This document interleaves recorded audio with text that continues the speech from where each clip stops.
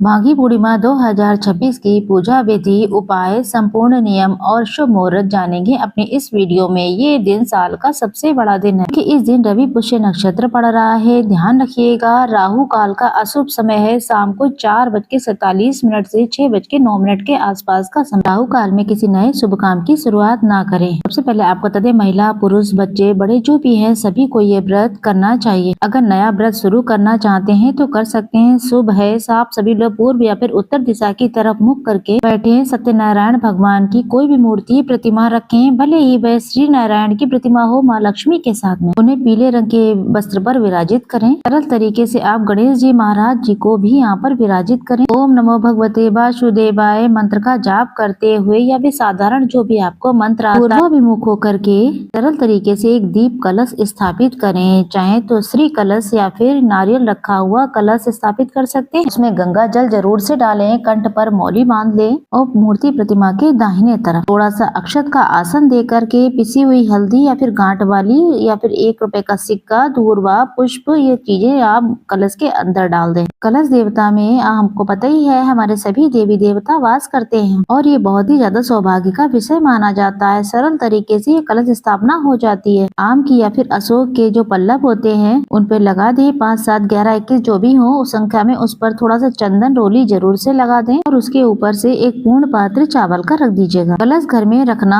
किसी भी पूर्णमासी के दिन स्थापित करना बहुत ही शुभ माना जाता है क्योंकि ये साक्षात माता लक्ष्मी का वास माना जाता है। अब इसके ऊपर आप एक दीपक रख दें। दीपक आप या तो जितनी देर पूजा करें उतनी देर जलता रहे या पूरी रात दिन जलता रहे, ये तो बहुत ही उत्तम होता है। नहीं तो श्री कलश के ऊपर आप बाजार से एक नारियल ला करके उसके ऊपर वस्त्र रूपी कलावा लपेट कर यहाँ पर आप रख लेते हैं तो वह श्री कलश माना जाता है। तो इच्छा आपकी है तो इस तरीके से भी आप कर सकते हैं। चाहे तो आप इस तरीके से जैसा मैंने पहले बताया है आप उस तरीके जो भी आपको सही लगता है उस तरीके से आप कलश की स्थापना कर लें। साथ के साथ दीपक जरूर से प्रज्वलित करें क्योंकि दीप देवता हमारे पूजा पाठ के साक्षी होते हैं। उसके बाद आप अपने हाथ में संकल्प लेंगे। दाहिने हाथ में पुष्प और अक्षत लेकर अपना नाम गोत्र बोलकर और कहें कि हे श्री नारायण, हे महादेव, हे पंच देवी देवता, हे चंद्र देवता, हे महालक्ष्मी और मेरे इष्ट देवी देवता, आपका स्वागत है मेरी पूजा में।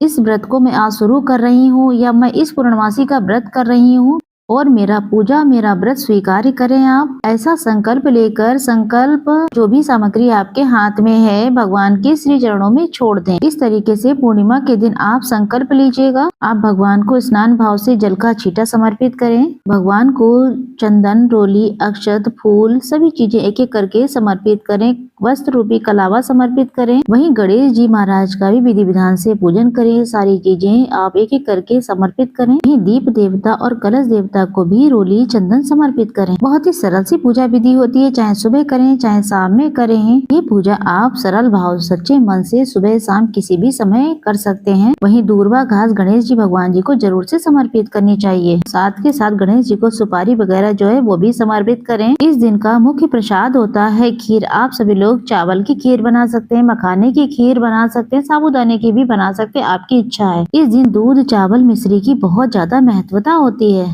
आप इस दिन खीर जरूर बनाएं। आप पंजीरी जो कि आटे को भूनकर बनाई जाती है तो आप श्री नारायण के लिए जो प्रसाद बनता है वो जरूर बना लें। केला इत्यादि इस दिन का मुख्य प्रसाद होता है। आप वस्त्र रूपी कलावा समर्पित करें भगवान जी को। गणेश जी महाराज को यज्ञोपवीत नई ला करके समर्पित करते हैं तो बहुत ही शुभ होता है। अगर ऐसा ना कर पाए तो कोई भी कच्चा सूत लेकर उसमें थोड़ी सी हल्दी लगाकर भगवान जी को समर्पित कर दीजिएगा। पीले या फिर सफेद रंग के पुष्प बहुत शुभ माने जाते हैं तो आप जरूर से समर्पित करें। पुष्य नक्षत्र पूरे दिन रहने वाला है। यह रात्रि 11:57 के आसपास तक रहेगा। पूर्णिमा तिथि अगर हमें पुष्य नक्षत्र में प्राप्त हो तो ये किसी सौभाग्य से कम नहीं है। गणपति गजानन को हम यहाँ पर तुलसी के बिना ही भोग लगाएंगे क्योंकि वो तुलसी पत्र ग्रहण नहीं करते। वहीं पान के पत्ते में इलायची, लौंग और ये बतासे वगैरह का मुख शुद्धि के लिए भोग जरूर से लगाएं। प्रभु खीर का भोग श्री सत्यनारायण भगवान को तुलसी पत्र रखकर भोग लगाएं। केला, पंजीरी इत्यादि का भोग बना करके जो फल इत्यादि हैं अपनी इच्छा के अनुसार जो भी आपके पास सफेद रंग की मिठाई इत्यादि है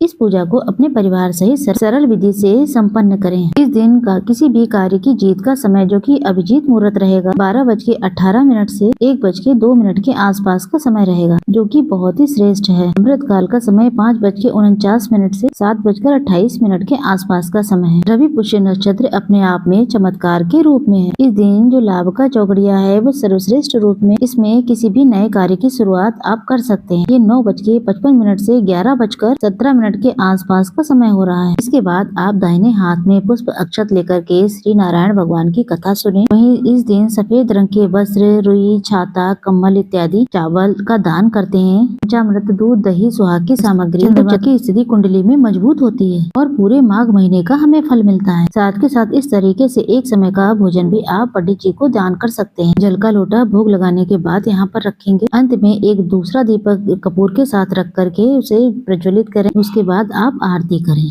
तो इस तरीके से ये छोटी सी जानकारी थी। वीडियो उपयोगी लगी हो तो कमेंट बॉक्स में श्री शिवाय नमस्तुभ्यम, जय माता दी, हर हर महादेव जरूर लिखें।